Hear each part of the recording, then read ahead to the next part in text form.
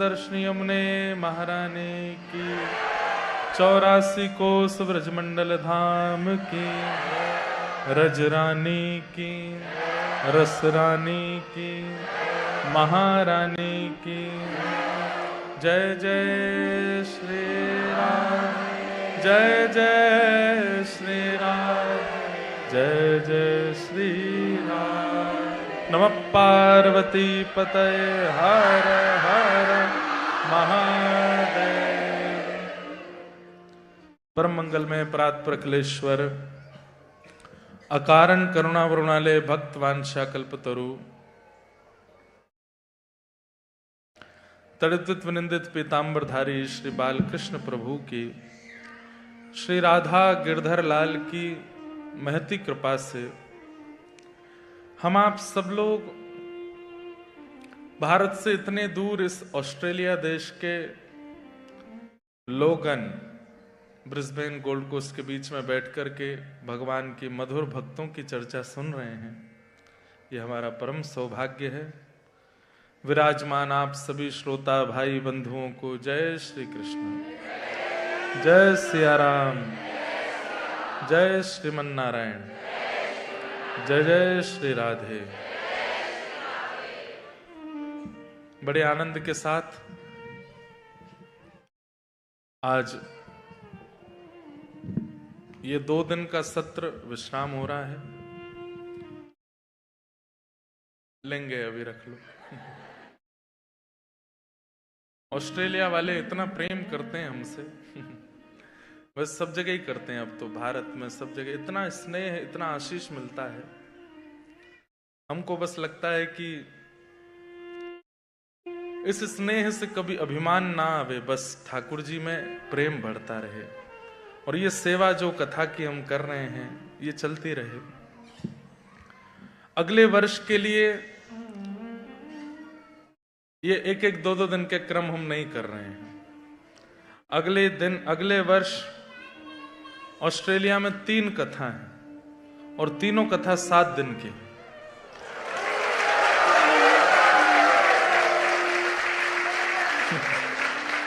लेकिन वो कथाएं, उनमें से कोई भी कथा ब्रिस्बेन या गोल्ड कोस्ट में नहीं है। अरे प्रेम की परीक्षा तो तब होगी ना जब दौड़ के आओगे कहीं और। आपको पता है कितने सारे लोग ऐसे जो अभी सिडनी जाना भी है हमको, लेकिन फिर भी सिडनी से आए। एडिलेड में कई लोग गोल्ड कोस्ट से भी आए थे, मेलबर्न में कई लोग सिडनी से, गोल्ड कोस्ट से सबसे आए। अब मेलबर्न के लोग सिडनी भी आ रहे। मतलब यही तो एक प्रेम है कि हम कहीं जाएं तो दूरी भी है तो आप खर्चा करके भी पहुंच रहे हो, आ रहे हो कथा सुनने। तो ये 2-2, 3-3 दिन के क्रम नहीं है। अगली बार 3 कथाएं और तीनों 7 दिन की। कहां होंगी ये तो बाद में पता चलेगा, लेकिन 3 कथा ही होंगी। लेकिन बीच में गोल्ड कोस्ट में आऊंगा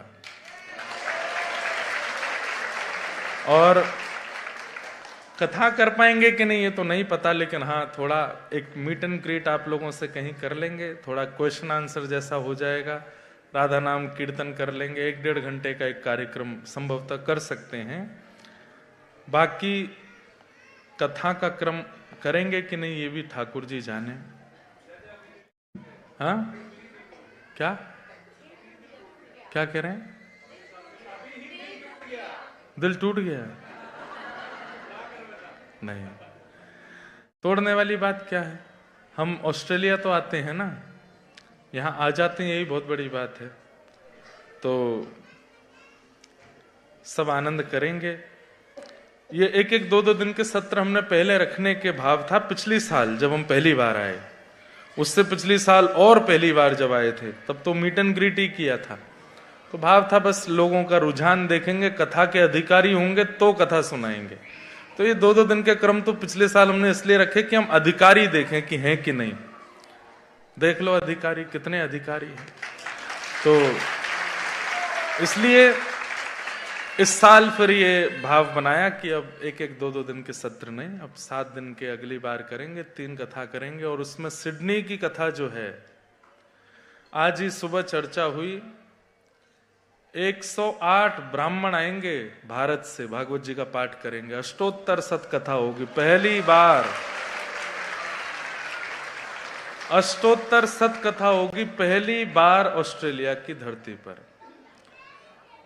और 108 ब्राह्मण सब ब्रज से आएंगे। कैसा लगेगा? पूरा हवाई जहाज भरा हुआ है ब्रजवासियों से। तो भक्तिपथ ऑस्ट्रेलिया के द्वारा 108 ब्राह्मण आएंगे। उन ब्राह्मणों का चयन अभी जाके कर लिया जाएगा, कौन कौन ब्राह्मण, सब पे पासपोर्ट हैं, सबके वीजा लगेंगे। फिर उसके बाद 30 ब्राह्मणों के ऊपर एक कोऑर्डिनेटर रहेगा। पता चली एग्जिट गेट ही खोल दिया हवाई जहाज का उड़ते ही। तो वो सब आएंगे, उनका भव्य स्वागत सिडनी एयरपोर्ट पर होगा, सब ब्राह्मण जन विराजेंगे। और सुबह लगभग 6 बजे से 11 बजे तक संस्कृत में भागवत जी का पाठ चलेगा, लगभग 6-7 घंटे रोज माइक पर पाठ चलेगा। 108 ब्राह्मण बैठ के पाठ करेंगे। और उसके बाद शाम को 4 बजे से 7 बजे तक, अब चाहे किसी का वर्क हो, चाहे किसी का ऑफिस हो, कोई आवे नहीं आवे, कथा वैसे ही होगी जैसे भारत में होती है, और कथा पूरी चलेगी। तो सिडनी में तो ये अष्टोत्तर होना है, ये निश्चित हो गया है। अगले वर्ष ऐसा करेंगे। और इस प्रकार से अगले वर्ष का क्रम रहेगा, बड़ा सत्र रहेगा, तो आप सब लोग उससे जुड़िएगा। कई लोगों के बहुत सारे प्रश्न आए हैं, मैं जल्दी जल्दी उत्तर देके चंद्रहास जी के चरित्र पर चलता हूं। कितने लोग कल नहीं आए थे? हाथ ऊपर करो। अब आपने जो मिस किया है वो तो आपको कल की कथा YouTube पे जाके सुननी पड़ेगी, क्योंकि अब आगे का चरित्र अब आप सुनोगे, मतलब इंटरवल से पहले की मूवी देख ली, बाद की देख रहे हो, पहली देखनी तो कैसे समझ आएगा? तो अब जो लोग आज आए हैं वो कल की कथा सुन लेना, तब आज का चरित्र समझ में आएगा। Question from my son 12 year old, why we call Ramji and Krishna tu? Why we say तुसी और आप फॉर एल्डर पीपल? मतलब उनका कहने का मतलब भगवान को हम तू कह करके भजनों में क्यों बोल देते हैं? इट्स अ सिग्निफिकेंट ऑफ कि ठाकुर जी को मान प्रिय नहीं भगवान होने के बाद भी यहां व्यक्ति एक गली का वार्ड मेंबर बन जाता है तो वो इंसान को इंसान नहीं बोलता। यहां $10 ज्यादा कमा लेता है तो उसको लगता है कि मेरा एक ओहदा बन गया है, मुझे एक रेस्पेक्ट की आवश्यकता है। लेकिन त्रिलोकीनाथ ब्रह्मांड नायक सर्वेश्वर ईश्वर भगवान कृष्ण हम लोगों से तू बुलवा करके ये बताते हैं कि सब कुछ प्राप्त होने के बाद भी अहम शून्य है। सब कुछ प्राप्त होने के बाद भी ठाकुर जी कितने सरल हैं, कितने डाउन टू अर्थ हैं। इसलिए आप कुछ भी नहीं हो तो बहुत अभिमान में मत रहो, बहुत अहंकार में मत रहो, सामान्य रहो। तो ठाकुर जी अपने मान का नाश कर रहे हैं, इसलिए हमारी तू की भावना को भी समझते हैं। फिर शायद इनके भैया या पति का होगा। क्वेश्चन फ्रॉम दीपक। अब मैं क्या जानूं कौन दीपक? Why we cry when we go to temple? I have been to Ayodhya. In front of Ram Lala, I went quiet, no emotions. Cannot see anything apart from Lala. अब इसमें 2 बातें हैं।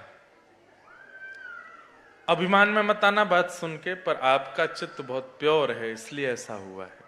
आपके चित्त में ये बहुत बढ़िया सिम्फनी चल रही है बीच कथा में, इसको थोड़ा सा शांत कर लो, हल्का सा वॉल्यूम कम हो सके तो देख लो। जिनका भी ऑर्गन बज रहा है थोड़ा सा उसको बाहर ले जा करके थोड़ी थपथपी लगा। तो पहली बात तो आपका चित्त बहुत शांत है, थोड़ी अच्छी एक क्वालिटी से युक्त हो।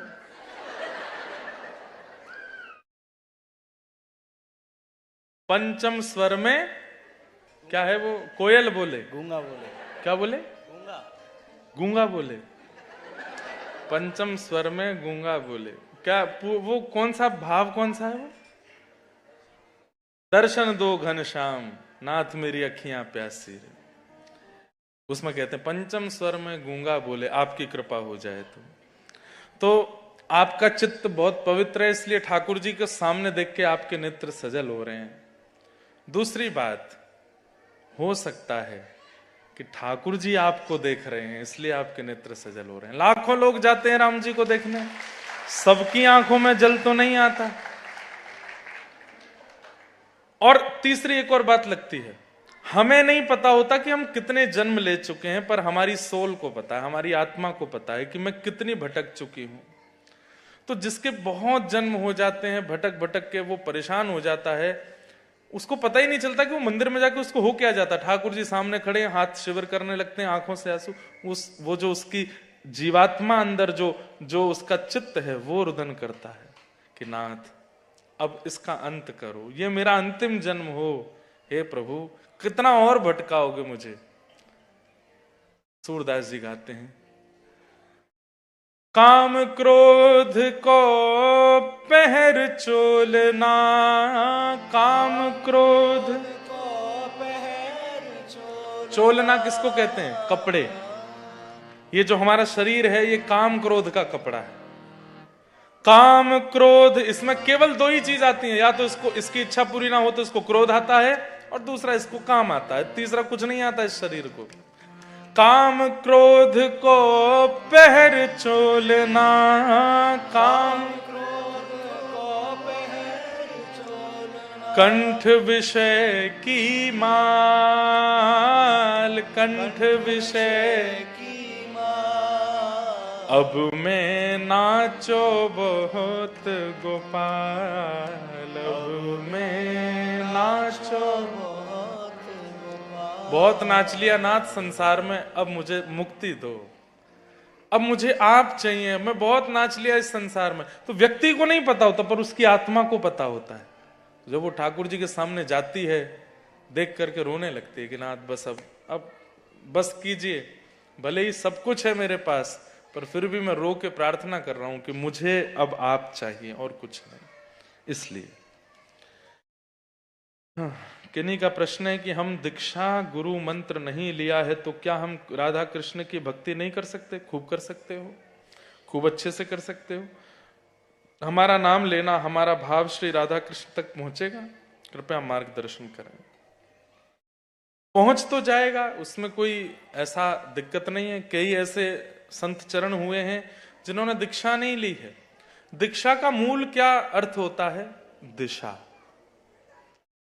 हम किसी आचार्य से दिशा ले रहे हैं, ऐसा हो ही नहीं सकता कि आपने दीक्षा नहीं ली और आप केवल ठाकुर जी के नाम गाने में रुचि रखने लगे। किसी को तो सुनते हो, किसी की आज्ञा तो मानते हो, किसी की कथा से प्रभावित तो होते हो, किसी के प्रवचन से तो इन्फ्लुएंस होते हो, और वो सुनकर के करने लग जाते हो, अपने चित्त में उतारने लग जाते हो। वो दिशा है, वही दीक्षा है। लेकिन कोई ऐसा होता है कि उसके मन में होता है कि मेरे मन को तो दिशा मिल गई, अब ये तन भी इनका ही हो जाए, वो दीक्षा ले लेता है और दीक्षा दिशा दोनों से फिर भगवत प्राप्ति करता है। पर अब इसमें एक बात, व्यक्ति ने विवाह नहीं किया लेकिन जीवन भर किसी को अपना पति माना, उसके लिए तो वही उसका पति है, या उसके लिए तो वही उसकी पत्नी है जीवन भर जिसको उसने माना, पर पूरे विश्व को तो तब पता चलेगा जब विवाह होगा।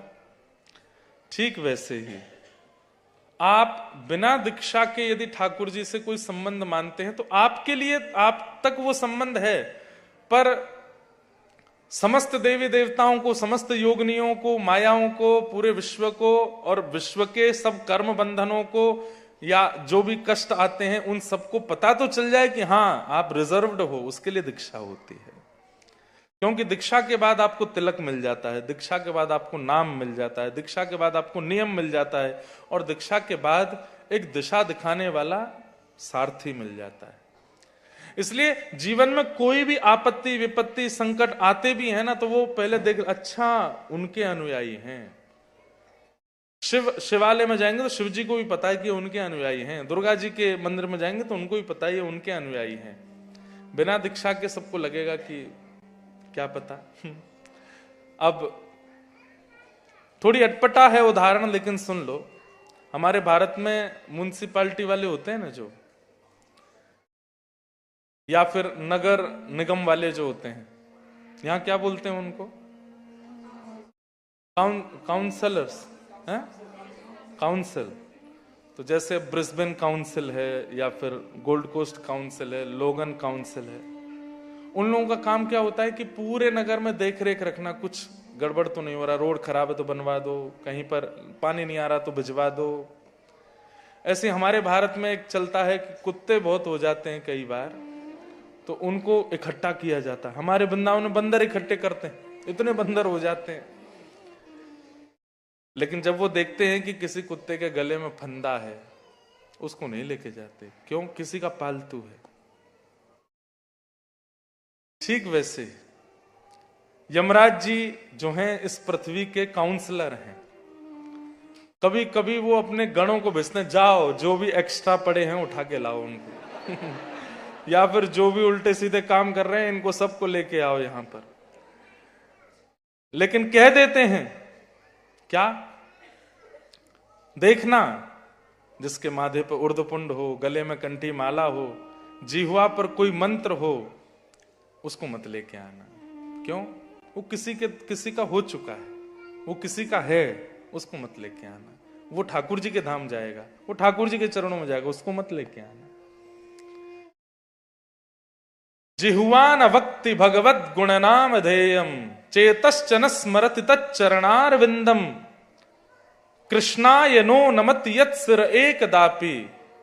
ये तीन लक्षण जिसमें ना हो उसको लेके आना यहां पर।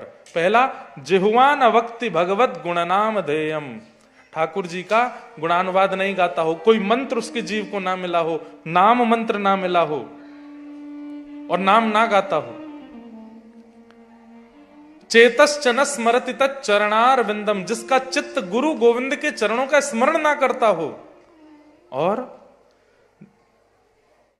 कृष्णाय नो नमति यत् सिर एकदापि, जिसका सिर ठाकुर जी के चरणों में ना झुकता हो, या फिर जिसके सिर पर ठाकुर जी का तिलक अंकित ना हो, उसको लेकर के आना। तो इसलिए गुरु दीक्षा आवश्यक भी है। पर पानी पियो छान के, गुरु बनाओ जान के। गली गली में गुरु फिरे, हमसे दीक्षा लियो, स्वर्ग जाओ चाहे नरक में, हमें बस लिफाफा दो। इसलिए थोड़ा ध्यान रखो।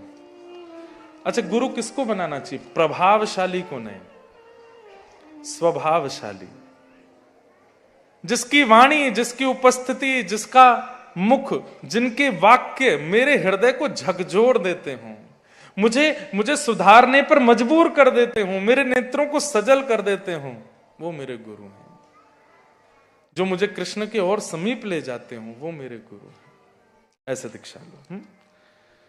कलयुग में भगवान की कृपा प्राप्त करने का सबसे सरल एवं सबके लिए संभव मार्ग क्या है? भागवत जी में कहते हैं,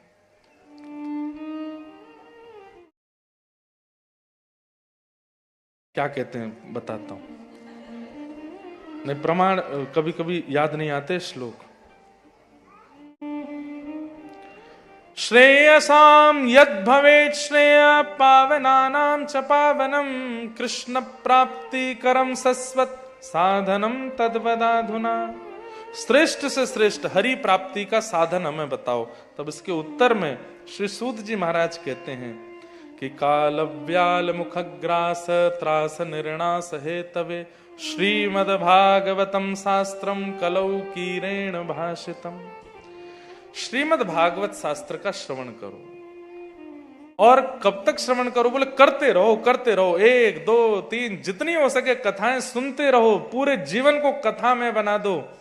वो कथा सुनना और उसका निरुध्यासन करना, उसको जीवन में उतारना, यही कलिकाल में भगवत प्राप्ति का श्रेष्ठ मार्ग है। भागवत जी में बताया गया। कई लोग सुनते हैं पर उतारते नहीं, पालन नहीं करते, तो फिर काम नहीं बनेगा। आप हर बार जाते हो और डॉक्टर से जाके प्रिस्क्रिप्शन लिखवा लाते हो, ना वो दवाई खाते ना परहेज करते, कैसे ठीक हो गए? भाई डॉक्टर ने पर्चा लिखा है, डॉक्टर ने दवाई बताई है, नियम बताए हैं, परहेज बताया, तो फॉलो करो ना, तभी तो रोग ठीक होगा। ऐसे ही व्यास रूपी डॉक्टर बैठ के बता रहा है भवरोग को दूर करने के तरीके, आप केवल सुन के चले जाते हो, करते नहीं हो, तो फिर कैसे दूर होगा? करो।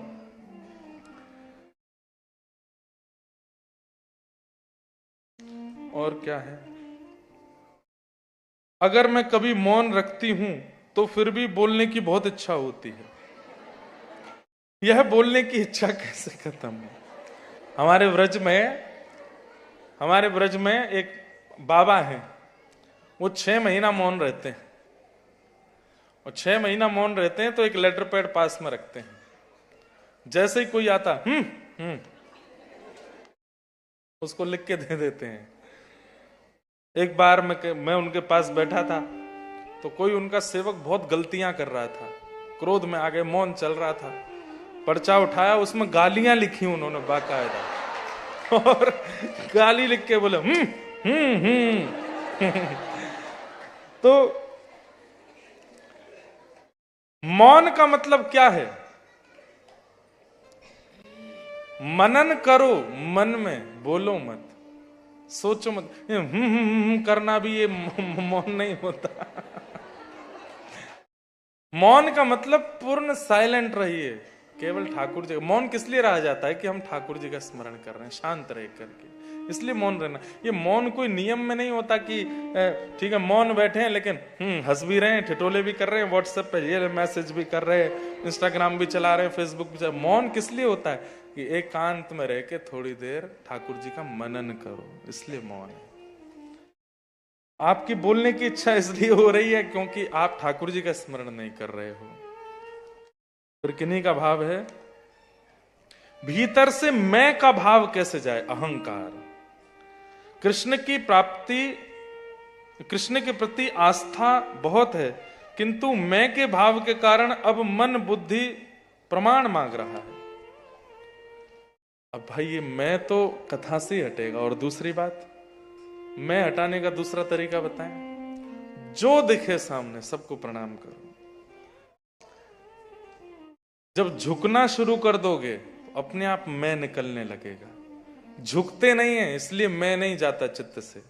अहंकारी व्यक्ति कौन? जो बचपन में स्कूल, अब जो यहां पढ़े लिखे उनको तो नहीं पता होगा, जो भारत में पढ़े हैं 6th 7th क्लास में लगभग सबने संस्कृत पढ़ी होती है, या किसी ने 9th में पढ़ी होती है। और एक श्लोक वहां हमको स्कूल में पढ़ाया गया था, नमन्ति फलिनो वृक्षा नमन्ति गुणिनो जना शुष्क काष्ठानि मूर्खाश्च ना नमन्ति कदाचन।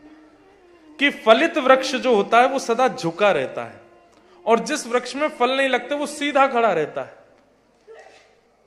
ऐसे ही जो गुणवान है, जो योग्य है, वो झुकना जानता है, और जो अवगुणों से युक्त है वो सीधा खड़ा रहता है। लेकिन याद रहे, तूफान जब आता है तो झुका हुआ वस्त्र बचे, झुका हुआ पेड़ बच जाता है, और सीधा खड़ा पेड़ सीधा ही गिरता है। इसलिए झुकना शुरू करो, दीन बनना शुरू करो। अब ऑस्ट्रेलिया में कहां झुकोगे? सबके आगे कैसे झुकोगे? इसलिए कम से कम जिसके सिर पर उर्धपुंड दिखे, कंठे, अब ये भी तो नहीं दिखेगी यहां पे, अब वो आपके ऊपर है, कैसे झुकोगे? झुको। झुकने से ही मैं जाएगा चित्त से। दीन बनो। और भाई देखो, अभिमान किस बात का कर रहे हो? किस बात का अभिमान कर रहे हो? शरीर का अभिमान है तो चलो आज अपने शरीर को एक आज्ञा करो, आप सब लोग, हे मेरे शरीर सुन, मैं खूब घी भी खाऊंगा, मैं रसगुल्ला भी खाऊंगा, गुलाब जामुन भी खाऊंगा, मैं यहां वो मीठे क्या मिलते हैं बच्चे खाते, डोनट्स भी खाऊंगा, मैं चॉकलेट भी खाऊंगा, मैं सब मीठा मीठा खाऊंगा। खबरदार, तुझे ऑस्ट्रेलिया लेके आया मैं, यहां लाके घर में बसाया मैंने, तेरे को नहलाता हूं, धुलाता हूं, बढ़िया वाला फेस वॉश, बॉडी वॉश और पूरा लोशन लगा के तेरे को तैयार रखता हूं, मेरी नहीं मानेगा? शुगर मत होने देना, खूब खाऊंगा मैं। शरीर मानेगा? नहीं मान सकता।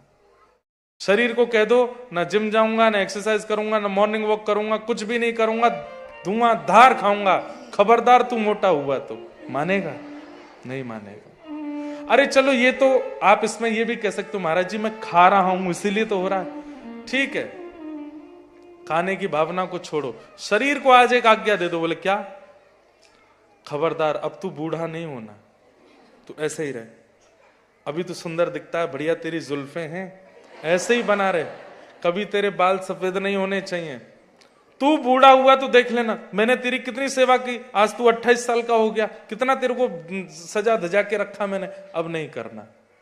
मानेगा शरीर? नहीं मानेगा। जो शरीर आपके कंट्रोल में नहीं है उस पर अभिमान कैसा, जो आपके वश में ही नहीं है उस पर अहम क्यों? ये आपकी नहीं मानता बल्कि आप इसके गुलाम हैं। ये कहता है कि भोजन कराओ तो कराना पड़ेगा, ये कहता है सुलाओ तो सुलाना पड़ेगा, ये कहता है निलाओ तो निलाना पड़ेगा, प्यास लगी पिलाओ तो पिलाना पड़ेगा, और बल्कि ये तो इतना ज्यादा आपके ऊपर अपना रौब जमाता है, इसकी इच्छा पूरी ना करो तो आपको मार भी सकता है। तो ऐसे शरीर का अभिमान क्यों?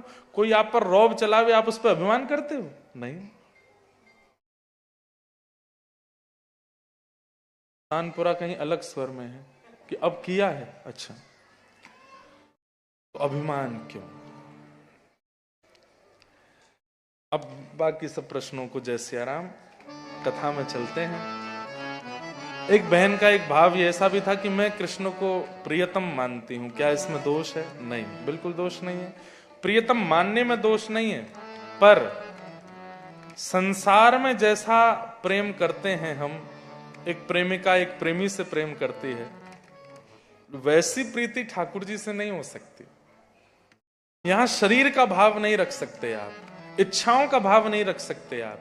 ठाकुर जी तो निष्काम प्रेम होता है, तो उस भावना को आप धारण करो, प्रेम तो कर सकते हैं, उसमें कोई दोष नहीं है। तो कल चंद्रहास, भक्त चंद्रहास जी का चरित्र हम सुन रहे हैं। कौन सुना रहे हैं?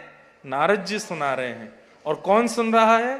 अर्जुन और श्री द्वारिकाधीश बैठ करके चंद्रहास जी का चरित्र सुन रहे हैं।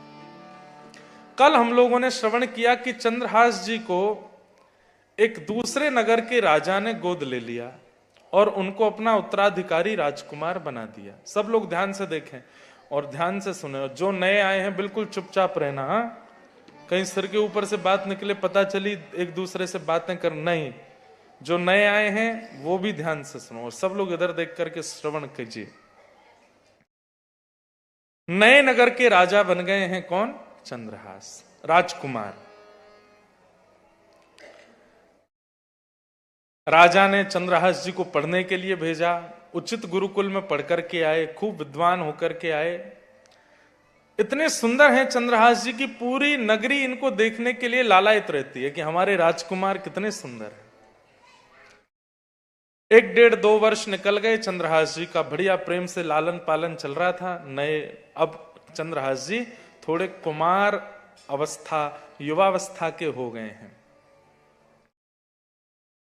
पहले क्या होता था कि एक बड़ा राज्य होता था और उस बड़े राज्य के नीचे 5-10 छोटे छोटे राज्य होते थे। तो बड़ा राज था कुंतलपुर, और जिस राज्य के अभी ये राजकुमार बने हैं वो छोटा राज्य था। तो छोटे राज्यों का एक नियम होता था कि साल भर का जितना भी कर होता था, टैक्स, वो इकट्ठा करके बड़े राज्य के राजा को दिया जाता था। जिस नगर के अभी राजकुमार बने थे चंद्रहास जी, उस नगर के राजा ने पिछले 1.5-2 वर्ष से कर नहीं दिया था कुंतलपुर के राजा को। ध्यान से सुनिएगा सब। गालव ऋषि कह के गए थे कि ये कुंतलपुर का राजा बनेगा और धृष्ट बुद्धि की बेटी से विवाह करेगा। अब ये लीला कैसे होगी सुनो, ठाकुर जी की लीला बड़ी अद्भुत है। कुंतलपुर के राजा एक दिन अपने मंत्री धृष्ट बुद्धि से कहते हैं, ये पास में एक नगर है, पास में एक राज्य है, वहां के राजा ने पिछले 1.5-2 वर्ष से कर नहीं दिया है। हमें लगता है वो हमारे भय से भयभीत नहीं है, उसको जानता नहीं है कि हम कितने कितने क्रूर हैं। अरे हम कुछ कहते नहीं है तो इसका मतलब ये कि कर नहीं देगा, आप जाइए सेना लेकर के और कर वसूल करके लाइए, नहीं देवे तो राजा का सर धड़ से अलग कर देना। धृष्ट बुद्धि कहते हैं जो आज्ञा, मैं जाता हूं।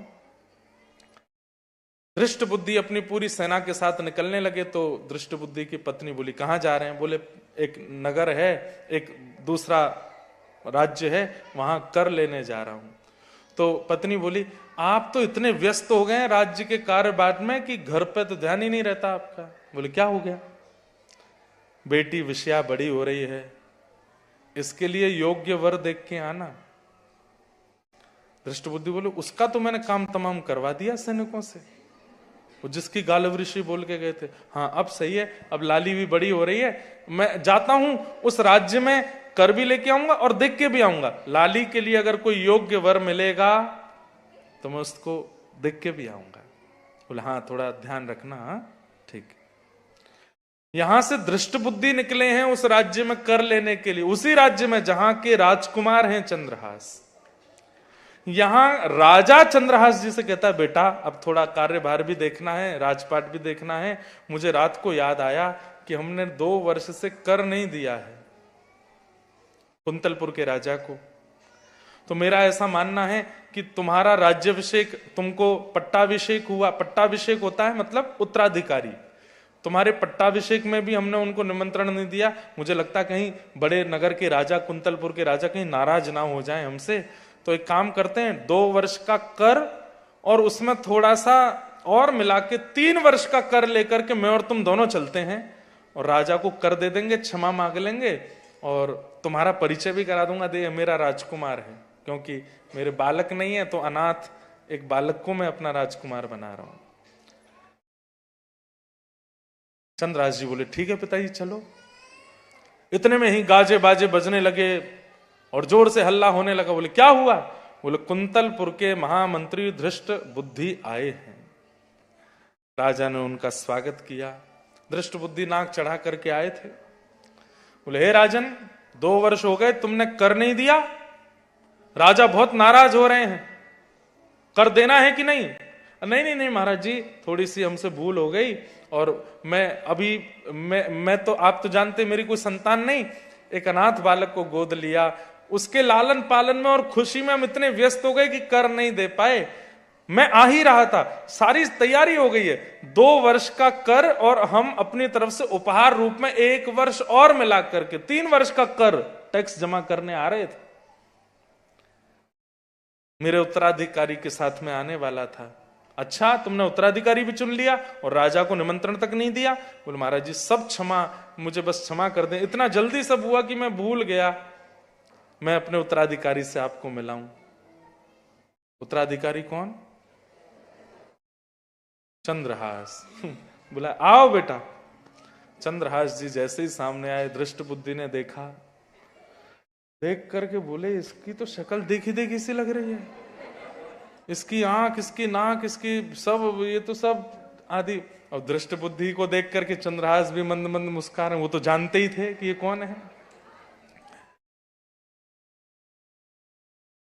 दृष्ट बुद्धि बोले ये बालक मैंने पहले देखा है, शायद कहीं तो देखा है। इतने में ही चंद्रहास जी प्रणाम करके बोले मैं चंद्रहास। दृष्ट बुद्धि तुरंत पूरी दिमाग में पूरी रील घूम गई पीछे। बोले वो कहाँ है सैनिक? उनको मैंने भेजा था इसको मारने के लिए, वो तो उंगली भी लेके आए थे मेरे पास। अच्छा बेटा जरा अपने चरण दिखाना। चंद्रहास जी ने जैसे पैर दिखाए तो एक अन्य उंगली थी नहीं। ये कैसे कटी? बोले एक बार जंगल में बस कट गई थी। दृष्ट बुद्धि तो अपने हाथ पैर मोड़ने लगा। बोले कि उन सैनिकों को छोड़ूंगा नहीं, वापस लौट करके जाऊंगा, 4-5 को सूली पर चढ़ाऊंगा। फिर बच गया। दृष्ट बुद्धि बोले बहुत अच्छा है तुमने अपना उत्तराधिकारी चुना, लेकिन तुमसे 1 नहीं 2 नहीं, अब अनेक गलतियां हो गई हैं राजा, अब तुमको बड़े कुंतलपुर के राजा तुमको छोड़ेंगे नहीं। बोले क्या हो गया? अरे तुमने इसका पट्टाभिषेक कर दिया और कुंतलपुर के राजा को भी नहीं बुलाया।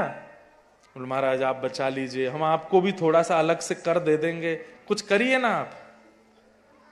तो दृष्ट बुद्धि कहते हैं अब एक काम होगा। बोले क्या?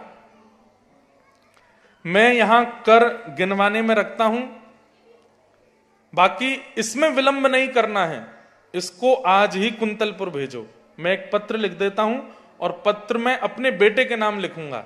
मेरे बेटे का नाम कल मैंने माधव बताया था, पर उनके बेटे का नाम मदन था।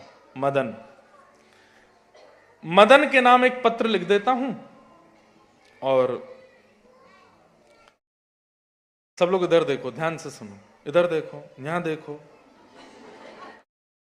मदन के नाम एक पत्र लिख देता हूं और चंद्रहास तुम सीधे कुंतलपुर जाना, मेरे पुत्र मदन से मिलना। मैं पत्र में लिख दूंगा, वो बात संभाल करके तुमको राजा के पास ले जाके तुम्हारा परिचय करा देंगे कि ये दूसरे नगर का राजकुमार है, तो सब ठीक हो जाएगा। बोले ठीक है। अब धृष्ट बुद्धि ने पत्र लिखा, प्रिय पुत्र, अब कम शब्दों में लिखना है। मदन संस्कृत में लिखा था और उसमें लिख दिया, मदन ये जो पत्र लेकर के तुम्हारे सामने खड़ा है, ये तुम्हारा घोर शत्रु है। बिना मेरी प्रतीक्षा करे, बिना मेरी आज्ञा माने, बिना मेरे आने का इंतजार किए इसको तुरंत विष दे देना। आज्ञा, तुम्हारा पिता धृष्ट बुद्धि। और पत्र बना करके उस पर सील लगा करके ऊपर जो मोहर होती है वो लगा करके पूरा उसको बंद करके दे दिया। चंद्रहास राजकुमार, तुम ये पत्र लेकर के जाओ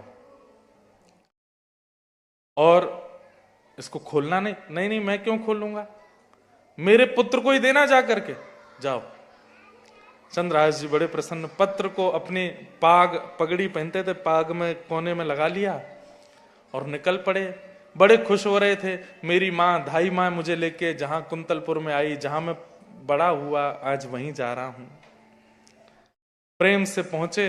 अर्धरात्रि, सुबह सुबह का 3-4 बजे का समय हुआ तब कुंतलपुर पहुंचे। तो मन में लगा कि अभी तो इतनी भोर है, सब उठे भी नहीं होंगे, अभी मैं मदन के पास चला जाऊंगा तो बड़ा काम खराब होगा। ये बगीचा है, यहाँ देवी का मंदिर है, थोड़ा यहीं स्नान ध्यान करके थोड़ा आराम कर लेता हूं।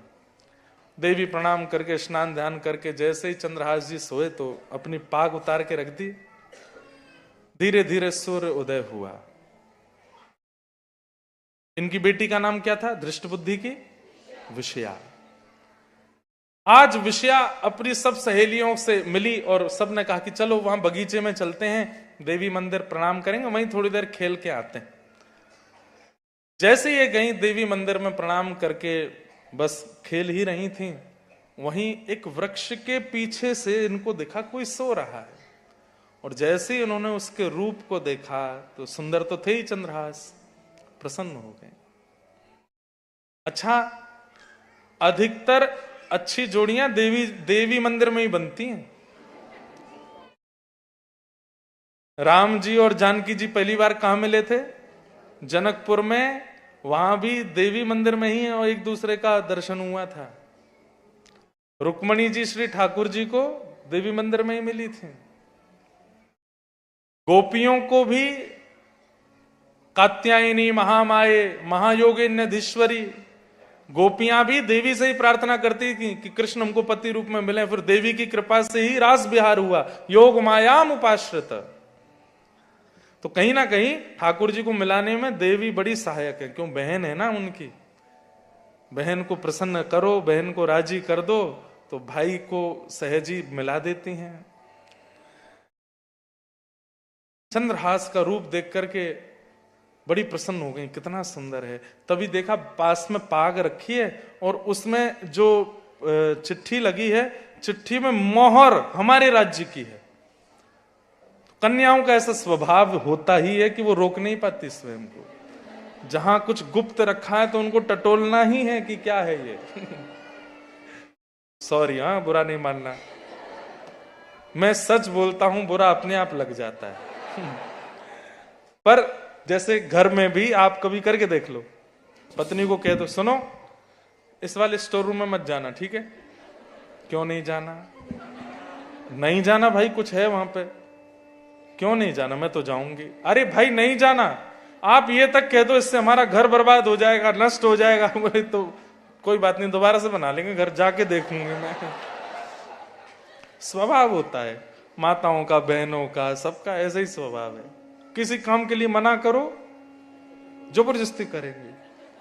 आपने कोई गंभीर बात अपनी पत्नी को या बहन को बता दी, कुछ गलत नहीं किया, लेकिन गंभीर बात बता के ये कह दिया कि किसी को बताना नहीं, तो बहुत बड़ी गलती कर दी आपने। बहुत गंभीर बात है, किसी से कहना नहीं, तो वो फैल जाएगी, सब में पहुंच ही जाएगी। वो भी किसी से कहती हैं, तुझे बता दिया, तू मत बताइयो किसी को। नहीं, मैं क्यों बताऊंगी? कभी बताया तुम्हारी कोई बात? कभी बताई है? नहीं बताती तो नहीं है वैसे। तो बस आपने मुझसे कहा, मैंने सुना ही नहीं, और वो जाके फिर चौथी को कहती मैंने तुमको बता दिया, तुम नहीं बताना।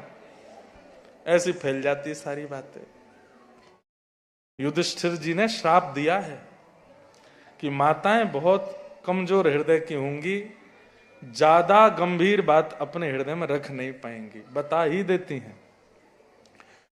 तो जैसे ही देखा, बगल में पाग रखी है, इतना सुंदर सा राजकुमार लेटा है, बगल में पाग में कुछ पर्ची लगी और पर्ची में मोहर हमारे राज्य की है। धीमे से गए और जैसे ही खोल करके पढ़ा तो हस्ताक्षर पिताजी के, धृष्ट बुद्धि।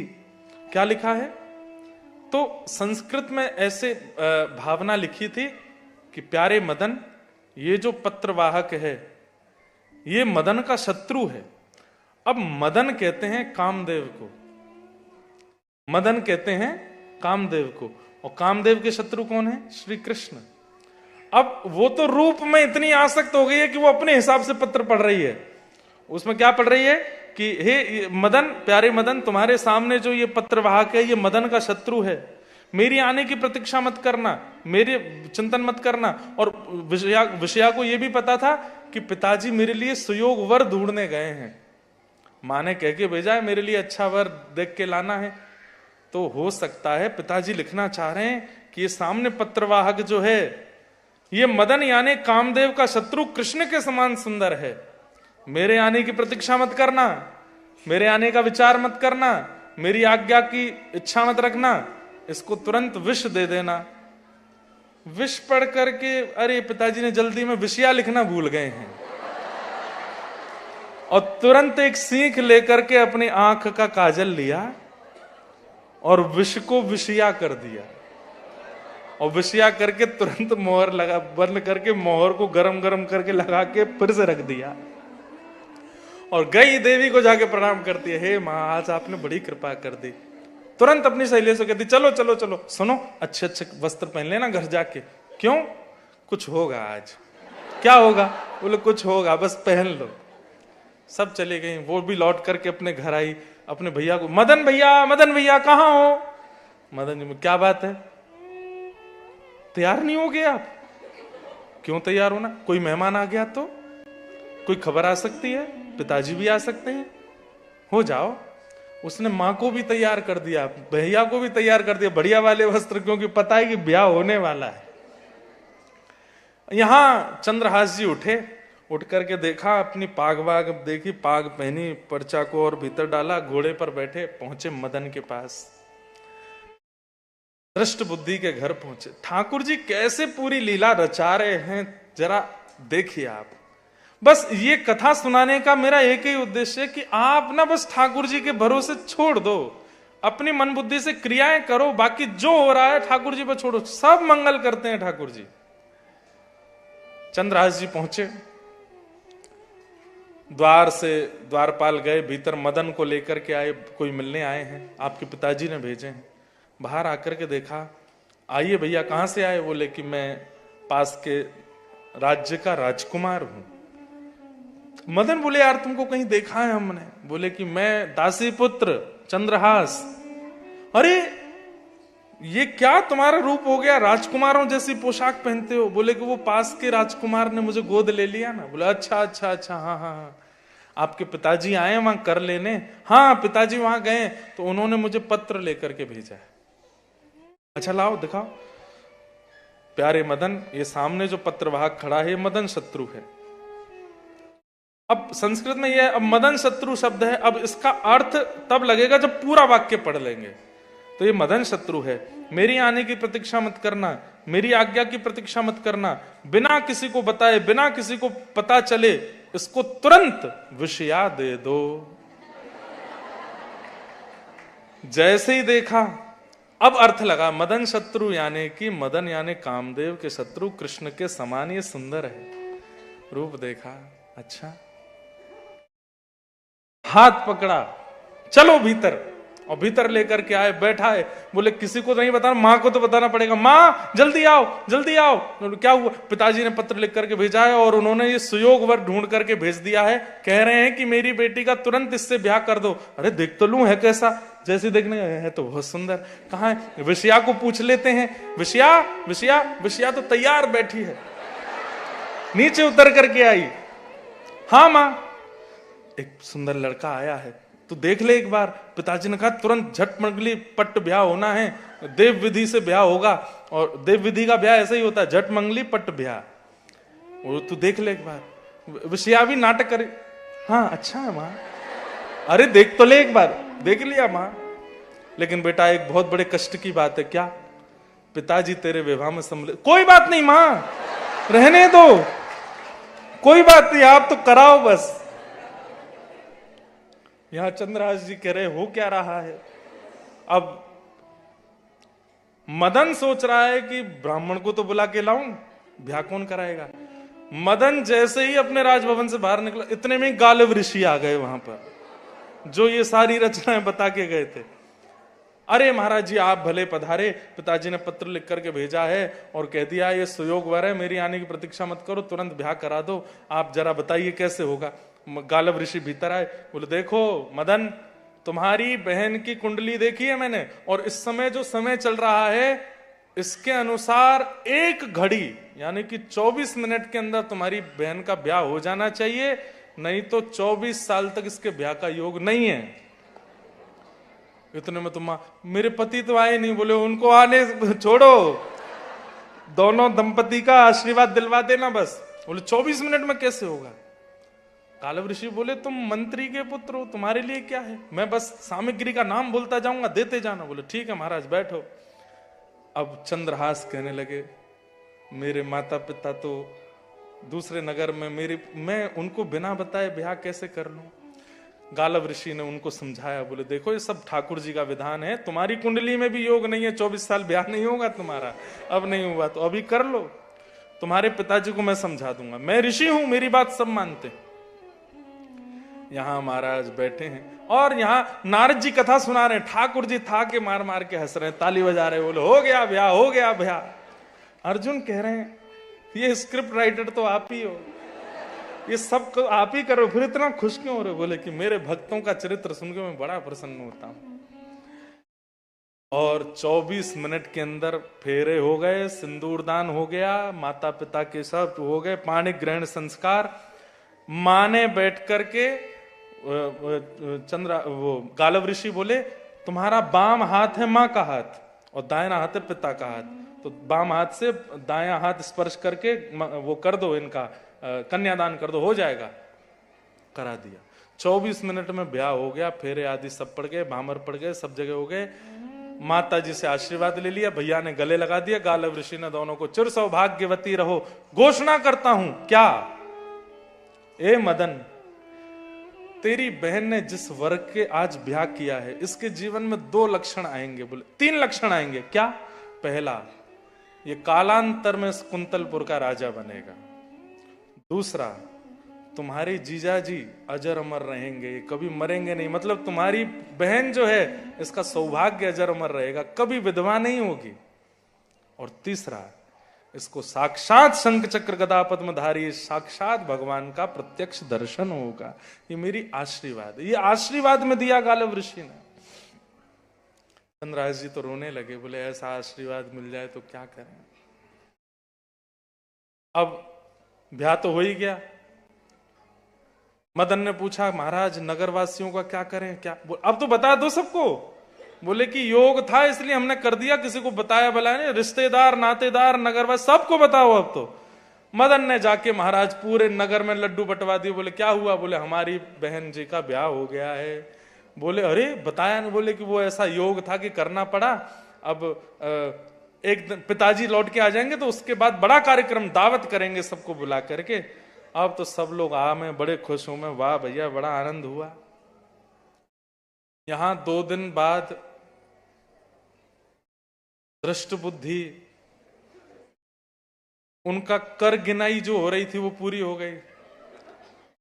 और यहां वो राजा बोले मेरा पुत्र लौट के नहीं आया, तो मन ही मन धृष्टबुद्धि बोले आएगा भी नहीं। अब तक तो जहर दे दिया होगा मदन ने उसको विष दे दिया होगा। ठीक है मैं निकलता हूं, वहां भेजता हूं फिर आपके पुत्र को। हाँ ठीक।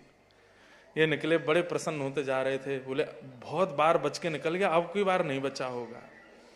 जैसे ही नगर में प्रवेश किया तो नगर के प्रथम चौराहे पर ही कुछ लोग बैठे थे। धृष्टबुद्धि सेना के साथ आए तो बधाई हो महाराज, महामंत्री जी बधाई हो। काय बात की बधाई? कितना सुंदर वर मिला है आपकी बेटी को।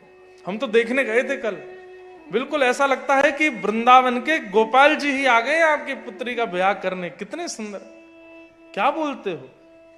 हाँ ब्याह हो गया ना विषया का। कब?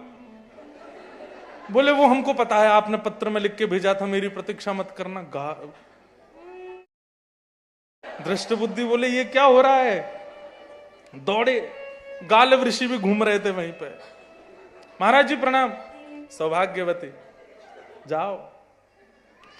पहुंचे तो महाराज द्वार पर पत्नी खड़ी है, बगल में मदन खड़ा है, इस तरफ विषया खड़ी और विषया के बगल में चंद्रहास खड़े हैं।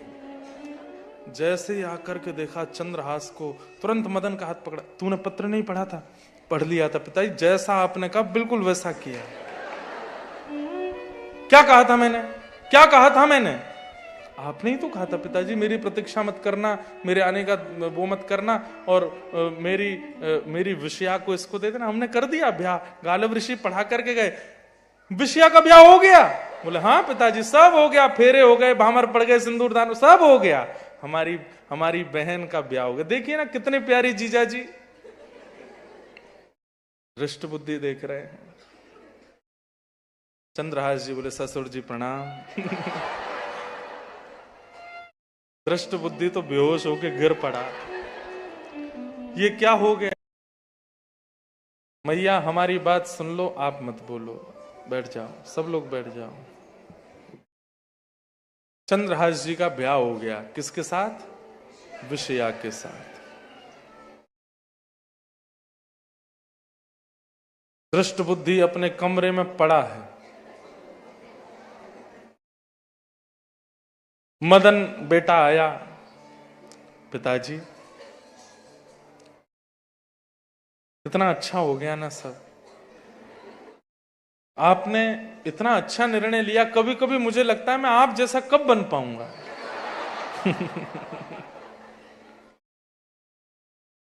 धृष्टबुद्धि बोले बेटा बनेगा जरूर, लेकिन देखिए अभी भी उसके मन में ये चेतना नहीं जाग रही है कि ये इनकी रक्षा ठाकुर जी कर रहे हैं। क्योंकि बहुत भजन करते हैं चंद्रहास, अपनी पत्नी को भी बोल रहे हैं मेरे मां कृष्ण है, मेरे पिता कृष्ण है, मेरे जीवन कृष्ण है, मैं बस तुमसे एक ही चीज मांगना चाहता हूं। बोले क्या? मुझे उनका दर्शन करना है, तुम बस मेरा उसमें साथ देना, और चाहे तुम जो कहोगी मैं सब करूंगा, बस मुझे उनका दर्शन करना है, मुझे उनको प्राप्त करना है। अपनी पूरी जीवन गाथा सुनाई अपनी पत्नी को, मैं कैसे कहां से हूं, कौन हूं, जो किसी को नहीं पता। पहली बार अपनी पत्नी को बताया चंद्रहास ने कि मैं तो केरल देश के राजा का बेटा था, मेरे माँ पिता सबको मार दिया जब मैं 3 साल का था। धाई माँ लेकर के आई, जिनको दासी पुत्र तुम्हारे भाई और पिता सब बोलते हैं, वो धाई माँ थी। सब बातें सुन करके और ठाकुर जी के प्रति प्रीति सुन करके उनकी पत्नी विषया भी प्रसन्न हो गई। धृष्टबुद्धि सैनिकों को बुलाते हैं और कुछ सैनिकों को बोलते हैं तुम लोगों को एक काम करना है। बोले क्या? देवी मंदिर में चले जाओ और रात्रि में नंगी तलवार लेकर के मंदिर के अंदर गर्भगृह में घुस जाओ। सुबह प्रातःकाल सबसे पहले पूजा करने जो आएगा उसका सर धड़ से अलग करना है। अभी भी बदले की आड़ मन से जा नहीं रही है।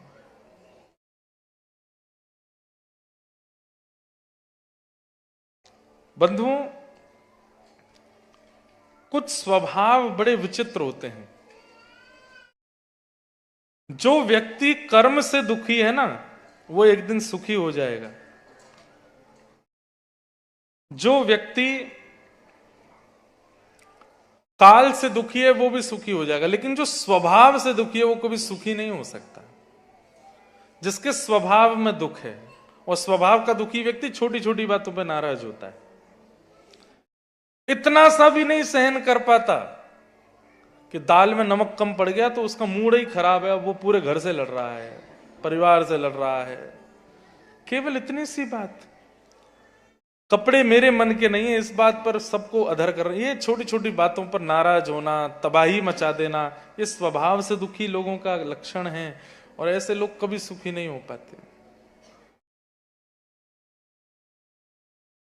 4 प्रकार के स्वभाव होते हैं बंधुओं, ध्यान से सुनना। पहला स्वभाव है विरोधी स्वभाव।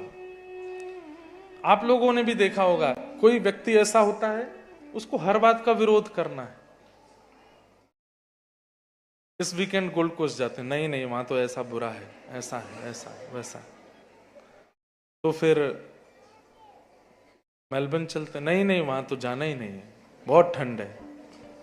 तो फिर होबार्ट चल दो, तस्मानिया, अरे कौन जाए इतनी दूर। इंद्रेश जी आ रहे हैं, लोगन में कथा है, वहीं कथा में चल दो, बिल्कुल नहीं जाना, वहां तो बहुत भीड़ होती है। ऐसे स्वभाव वाले लोग, इनका काम होता है विरोध करना, और विरोध करने वाला हर बात का विरोध करते हैं। आप अच्छा बोल दो तो, वो एक बड़ी प्रसिद्ध कथा है ना, शंकर जी पार्वती जी के साथ जा रहे थे नंदी पर बैठ करके, तो लोग बाग कहने लगे देखो शर्म नहीं आती है, दोनों बाहर चढ़ के बैठे हैं जानवर पे। तो पार्वती जी से शंकर जी बोले बहुत बातें बन रही हैं, एक काम करते हैं हम उतर जाते हैं दोनों। पार्वती शंकर जी उतर गए, थोड़ी दूर चले तो लोग बाग बात बनाने लगे, देखो वाहन पास में फिर भी पैदल चल रहे हैं। शंकर जी बोले बात बना रहे हैं लोग, एक काम करो तुम बैठ जाओ मैं पैदल चलता हूं। तो लोगों को लगेगा कम भार है, दोनों काम हो जाएंगे, फिर क्या बात बनाएंगे, तुम बैठ जाओ मैं पैदल चलता हूं। पार्वती जी बैठ गई, शंकर जी चल रहे हैं। थोड़ी देर बाद लोग, जोरू का गुलाम, पत्नी को बैठा रखा है, खुद पैदल चल रहा है। शंकर जी बोले लोग बाग बात बना रहे हैं, पार्वती जी तुम नीचे उतरो मैं बैठ जाता हूं। पार्वती जी पैदल चल रही हैं, शंकर जी नंदी पे। थोड़ी देर बाद लोग, शर्म नहीं आती, बेचारी फूल सी पत्नी को पैदल चला रहे हैं, खुद उस पर बैठ गए ऊपर। पार्वती जी बोली लोग बात बना रहे हैं, शंकर जी बोले रुको, उतर गए नीचे और नंदी को अपने सिर पे ले लिया, और अब जैसे चलने लगे लोग बाग कहने लगे पता नहीं क्या जमाना आ गया है, वाहन के ऊपर लेकर के चल रहे, वाहन पर चढ़ के नहीं चल रहे। शंकर जी बोले क्या करें हम, ये संसार है। कुछ तो लोग कहेंगे, लोगों का काम है कहना, छोड़ो बेकार की बातों में, कहीं बीत न जाए रहना। कुछ तो लोग कहें, लोगों का काम है। आप अपने उद्देश्य पर फोकस्ड रहिए। हम रात में सोते हैं ना, और जब सुबह उठते हैं तो कोई ना कोई हमारे बारे में कुछ ना कुछ बोल रहा होता है कहीं पे, इंद्रेश जी ऐसे, इन्होंने ऐसा किया, व्यासपीठ पे ऐसा करते हैं, इन्होंने ये किया, ये गलत। मैं अगर उस पर ध्यान देने लग जाऊं तो मैं कथा नहीं कर पाऊंगा। और ये इतने सारे युवा जो आते हैं कथा सुनने के लिए, इनका मार्गदर्शन नहीं कर पाऊंगा। मैं कोई मार्ग पर प्राप्त कर चुका हूं इसलिए कर रहा हूं, नहीं, मैं खुद भी उस मार्ग की खोज में हूं, और मुझे दिख रहा है कि हाँ वो मार्ग है, इसलिए मैं अपने युवा भाई बहनों को भी दिखा रहा हूं। लेकिन ये छोटी छोटी चीजें अगर मुझे परेशान करने लग जाएं तो मैं कुछ नहीं कर पाऊंगा, इसलिए हम ध्यान ही नहीं देते, चलते रहो, लोग तो बोलेंगे। तो कई लोगों का स्वभाव होता है विरोधी स्वभाव, वो हर बात का विरोध करते हैं। अगर आप भी इस कैटेगरी में आ रहे हो, बचिए। ये विरोध करने की जो इच्छा, ये एक लत की तरह है। जब आप विरोध करने लगो ना, फिर आपको ऐसी लत लग जाएगी आप हर बात का ही विरोध करोगे। नहीं, ये विरोधी स्वभाव मत लाइए। दूसरा स्वभाव होता है बोधि स्वभाव। बोधि स्वभाव कैसा होता है, ये कुछ महीने पहले मुक्तिनाथ में कथा हुई थी तो वहां लिखे थे मैंने, तो वही मैं बता रहा हूं। बोधि स्वभाव, बोधि स्वभाव वाला व्यक्ति क्या होता है, वो हर परिस्थिति से सीखता है, हर सिचुएशन उसको सिखाती है और वो हर सिचुएशन को गुरु मानता है। कोई मित्र मिला, कोई बिछुड़ गया, परिस्थिति आई, चली गई, अच्छा हुआ बुरा, सबसे सीखता है और सीख करके आगे सावधान रहता है। ये अच्छा स्वभाव है, बोधि स्वभाव। एक होता है निरोधी स्वभाव। ये कैसे होते हैं लोग, इस सबको अपने वश में करके रखना चाहते हैं, कंट्रोल का स्वभाव रहता है इनका। ये भी मेरे वश में रहे, ये भी मेरे वश में रहे, सबसे ऊपर मैं रहूं, सबसे आगे मैं रहूं, मैं जो कहूं वही हो, मैं जैसा कहूं वही हो। ये भी लत की तरह होता है। ऐसे जो होताते हैं ना, ये फिर किसी की नहीं सुनते, इसलिए निरोधी स्वभाव भी नहीं। और चौथा स्वभाव होता है सुबोधि स्वभाव। जल्दी हड़बड़ाहट में ना करना, पेशेंस के साथ सूझबूझ करके कदम रखना। भले ही वो आसान टास्क है लेकिन फिर भी उसको सोच के करना, ये सुबोधि स्वभाव। 4 स्वभाव हैं जिसमें से 2 नहीं रखने हैं और 2 रखने हैं। कौन कौन से नहीं रखने, विरोधी और निरोधी। ये 2 स्वभाव नहीं रखने, और 2 कौन से रखने, बोधि और सुबोधि।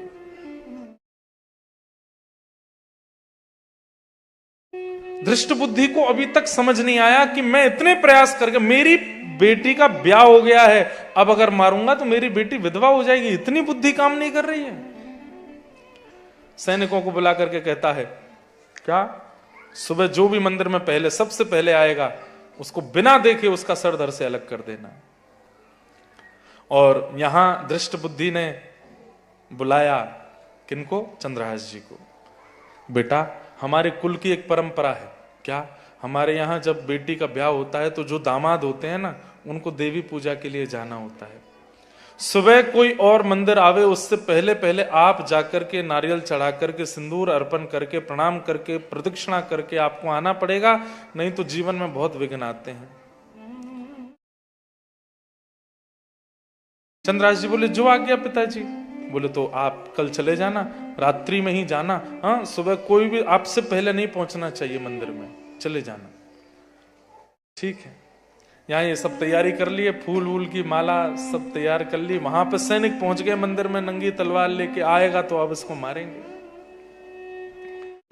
यहां कुंतलपुर के राजा रात में सोए थे और सोते सोते उनको भयानक स्वप्न आया। ऐसा स्वप्न कि पसीना पसीना हो गए, उठ करके बैठ गए, तुरंत अपने मंत्री महामंत्री सबको बुलाने लगे, कोई नहीं था वहां पर। तभी एक सैनिक को बोला, बोले, मैंने ऐसा कोई खतरनाक सपना देखा है, हमारे कुलगुरु को बुलाओ। कुलगुरु कौन, गालब ऋषि। ऋषि गालब उस समय वहीं थे, अभी तो ब्याह कराया चंद्रहास का। तुरंत उठ करके आया, क्या हुआ राजन। बोले, महाराज जी मैंने एक स्वप्न देखा। बोले, क्या देखा स्वप्न। बोले, मैंने स्वप्न देखा कि मेरे किसी ने बाल मूड़ दिए हैं, मेरे गले में लाल माला पहनाई है, मेरे शरीर पर तेल का लेपन करके और मुझे गधे पर बैठा करके कहीं ले जा रहे हैं। ऐसे स्वप्न का क्या प्रतीक होता है। बोले कि अकाल मृत्यु, आपकी मृत्यु होने वाली है। ये जो आपने देखा है, आप कभी भी मर सकते हो। इसका कोई निदान। बोले, निदान तो कुछ नहीं है, लेकिन आपका एक अधूरा कार्य है, वो आपको पूरा करना है। बोले, क्या, आपका कोई उत्तराधिकारी नहीं है और अभी तक आपके यहां कोई बेटा ने जन्म भी नहीं लिया, एक बेटी है, वो भी कुंवारी है। राजा तो रोने लगा। बोले, महाराज अब मुझे तो पता आपने बता ही दिया कि मेरी मृत्यु हो जानी है, कभी भी मैं मर सकता हूं। मेरे 2 काम अधूरे रह गए हैं, अपनी बेटी का ब्याह करना है और अपने राज्य का एक उत्तराधिकारी चुनना है। किसको चुनूं, क्या करूं। तब गालिब ऋषि बोले, एक व्यक्ति है मेरी नजर में। कौन। बोले, तुम्हारे मंत्री है ना धृष्ट बुद्धि, परसों ही उनकी बेटी का ब्याह जिससे हुआ है, क्या नाम है उसका, चंद्रहास। बहुत सुयोग है, तुम उसको अपना राज्य गद्दी प्रदान कर दो और प्राचीन काल में बहुपत्नी ब्याह होते थे, 1 2 3 ब्याह हो जाते थे। अपनी बेटी का ब्याह भी उसी से कर दो। दामाद को राजा बना दिया जाता है। जब पुत्र नहीं होता राजाओं के, तो अपनी पुत्री के पति को ही वो अपना उत्तराधिकारी बना सकते। लेकिन मैं जो गालिब ऋषि बोले, मैं जो देख रहा हूं, सुबह भोर होने से पहले ये काम हो जाना चाहिए। तुम्हारी बेटी का भी ब्याह हो जाए और इसको राज्य गद्दी भी मिल जाए। अच्छा, तुरंत महाराज अपने सैनिकों को बुलाया। बोले कहां है ये दृष्टबुद्धि के जो दामाद है? बोले उनके घर पे ही है। बोले तुरंत जाओ, उनको जैसी अवस्था में सो रहे हैं, नवे धोवे नहीं, वैसे ही उठा के लेके आओ। कहो राजा ने अभी बुलाया, और कोई नहीं आना चाहिए। कालव ऋषि मना कर रहे हैं, दुनिया को नहीं पता चलना। सुबह यात्रा निकालेंगे, पूरी दुनिया को बता देंगे, नजर लग जाएगी, केवल उनको उठा लाओ। यहां पिताजी ने आज्ञा की थी कि सुबह ब्रह्म मुहूर्त में देवी पूजा करने जाना है। तो यहां चंद्रहास जी नहा धो के तैयार, नए कपड़े पहन करके, थाल लेकर के निकल गए थे। और जैसे ही निकले, ये निकल चुके, तब सैनिक आए और सैनिकों ने आकर के दरवाजा खटखटाया। तो मदन ने द्वार खोला, दृष्टबुद्धि के बेटे ने। बोले तुम्हारे जीजा जी कहाँ हैं? राजा ने अभी इसी वक्त तत्क्षण उनको बुलाया है। बोले कि जीजा जी तो देवी पूजा करने के लिए गए हैं मंदिर। बोले उनको रोको, उनको बोलो कि जाएं, पहले राजा से मिलें। मदन दौड़ा दौड़ा गया, जाकर के अपने जीजा जी को रोका। चंद्रहास जी को बोले कि आपको राजा ने बुलाया है। बोले मैं चला जाता हूं, पहले देवी पूजा कर लूं। बोले नहीं नहीं, राज्य कार्य है, वो कोई जरूरी काम है, उसके लिए वो बुला रहे हैं। राजा अर्धरात्रि में नींद छोड़ के बुला रहा है, महाराज आपको इसका पालन करना चाहिए। बोले मैं देवी पूजा करने नहीं जाऊंगा तो आपके कुल की परंपरा नष्ट होती है। बोले प्रतिनिधि वाला काम चल जाएगा, थाली मुझे दो, मैं जाता हूं, मैं जाके पूजा करके आता हूं ना। अरे आप नहीं, आप दौड़ के जाइए, राजा बुला रहे हैं, कोई जरूरी काम है, मैं आपकी जगह पूजा करने जाता हूं। क्या समझ में आया? आपने किसी पर कंकड़ फेंका है तो आपके ऊपर पत्थर गिरेगा, इसलिए ध्यान रखना। यहां ये तो चले गए राजभवन में और मदन पहुंचा है मंदिर में। जैसे ही पहुंचा, पहले ही आज्ञा की थी कि शक्ल सूरत मत देखना, सीधे सर धड़ से अलग। मदन के जाते सैनिकों ने तलवार से उसको छन्नी बना दिया, सर धड़ से अलग कर दिया, मार दिया। और यहां चंद्रहास जी पहुंचे राजा के यहां, जाकर के खड़े हैं, किम कर्तव्य विमूढ़, कुछ पता नहीं है। तुरंत इनके वस्त्र आदि हल्के करके इनको सफेद वस्त्र पहनाए, तुरंत राज्य गद्दी पर बैठा करके अभिषेक करने लगे। चंद्रहास जी पूछे हो क्या रहा है? बोले तुम बैठे रहो चुपचाप। अभिषेक कर दिया। अभिषेक करके राजा कुंतलपुर के आए, अपने सिर का मुकुट उतार करके चंद्रहास जी के सिर पर धारण करा दिया और राजा बना करके अपनी पुत्री का हाथ उनके हाथ में देके कन्यादान कर दिया और दोनों को आशीर्वाद दे करके सौभाग्यवती भव, खूब आनंद रहो। ब्याह कर दिया, राजा बना दिया कुंतलपुर का। प्रातःकाल का समय, दृष्टबुद्धि अंगड़ाइयां ले रहे हैं, मर गया होगा, अब तो मंदिर में मरा पड़ा होगा। इतने में ही 2 4 सैनिक दौड़े दौड़े आए। दृष्टबुद्धि ने कहा क्या बात है? महाराज एक बहुत दुखद खबर है, मेरे दामाद चले गए, मुझे पता है।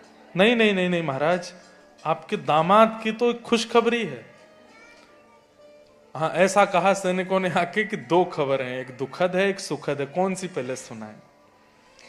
तो समझ रहे थे, बोले दुखद खबर तो मुझे पता है, मेरा दामाद मर गया, पर ये सुखद खबर कौन सी है? तो इन्होंने पहले यही पूछा कि सुखद खबर कौन सी है, पहले वो बताओ। बोले सुखद खबर यह है कि रात्रि में राजा को स्वप्न आदि पूरी बात बताई और उन्होंने आपके दामाद जी को बीच रास्ते से उठा करके ले जाके रात्रि में ही राज्याभिषेक कर दिया, अपनी बेटी से ब्याह भी कर दिया। कुंतलपुर के नए राजा बन चुके हैं। कौन? चंद्रहास। दृष्टबुद्धि बोले असंभव, हो ही नहीं सकता, दुखद खबर सुनाना जरा। बोले दुखद खबर यह है कि आपके बेटा मदन, उसकी हत्या हो गई है। दृष्टबुद्धि कह रहे ये कैसे हो सकता है? दौड़ करके जाके मंदिर में देखा तो मदन मरा पड़ा था और तभी यहां सवारी निकली है। राजा ने पूरे नगर को इकट्ठा करके सवारी निकाली, गज पर बैठ करके चंद्रहास, नए राजा हैं, ढोल नगाड़े पिटवा दिए। बोले रात्रि में ब्याह भी हो गया, राज्य तिलक भी हो गया, क्योंकि गालव ऋषि ने कहा था इससे बढ़िया संयोग नहीं बनेगा, मुहूर्त नहीं आएगा, सब हो गया। यहां पर सब लोग बड़े प्रसन्न थे। तभी किसी ने जाकर के चंद्रहास जी को बताया, एक दुखद खबर हो गई। क्या? और हाँ, एक और हुई थी, मदन को मरा हुआ देख करके दृष्ट बुद्धि ने भी प्राण त्याग दिए, वो भी मर गए वहां जाकर के। तब इनको पता चला तो इन्होंने दौड़ करके गए, देखा कि साले साहब और ससुर जी दोनों मरे पड़े हैं। देवी के आगे हाथ जोड़ के रोने लगे। पुत्रो जाए क्वचित अपि कुमाता न भूत। माई आपने क्या किया कि पहले मेरी मां को छीना, मेरे पिता को छीना, मेरे परिवार को छीना, मेरी धाई मां को छीन लिया, अब मैं नए परिवार में प्रवेश कर गया तो मेरे ससुर मेरे साले को भी छीन लिया। उनकी सरलता पर इतने इतने प्यारे हैं कि मां प्रकट हो गई, प्रकट होकर के सच्चाई बताई। बोले कि आज तक तुम जितनी बार मरने की स्थिति में गए हो, यही लेके गया था दृष्ट बुद्धि। अपने कर्मों के फल से मरा है वो और उसका बेटा। और कई बार पिताओं के और पूर्वजों के कर्म बच्चों को सहने पड़ते हैं। दृष्ट बुद्धि का अपराध नहीं है, लेकिन उसके पिता ने इतने गलत कर्म किए, तुमको मारने के इतने प्रयास किए कि उसके कारण वही मर गया। इनके सुख की चिंता मत करो। सब याद दिलाया मां ने कि तुम्हारी उंगली कटी थी, वो भी इसने भेजे थे, तुमको यहां मरवाने का प्रयास किया, वहां मरवाने का प्रयास, सारे इसी ने ही किए थे। क्यों ना मरे वो? तब इतनी अच्छी बात कहते हैं। क्या कहते हैं? बोले कि मां, क्या ऐसा नहीं होता कि क्या ऐसा नहीं हो सकता कि किसी व्यक्ति को मारने से अच्छा उसके स्वभाव को मारा जाए, जो गंदा स्वभाव है उसको नष्ट किया जाए।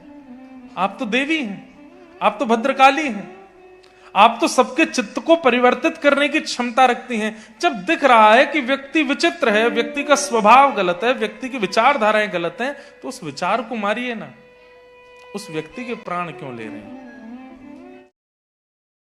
इतने प्रसन्न हो गई मैया। बोले क्या चाहिए? बोले बस मेरे इन दोनों, क्योंकि मेरी पत्नी के पिता हैं और उनके भाई, इनको जीवित कर दो, बस मुझे यही चाहिए। अगर आप मां हो तो इनको जीवित करो। कैसे देख सकती हो आप अपने नेत्रों के आगे एक निरपराधी को मरते हुए? अरे भली मेरे ससुर अपराधी हूं, पर उनका बेटा तो अपराधी नहीं था ना। और तभी दिव्य तेज प्रकट हुआ और दृष्ट बुद्धि और उनका पुत्र मदन दोनों जीवित हो गए। और जीवित होकर के जब देखा तो सामने चंद्रहास जी रो रहे हैं।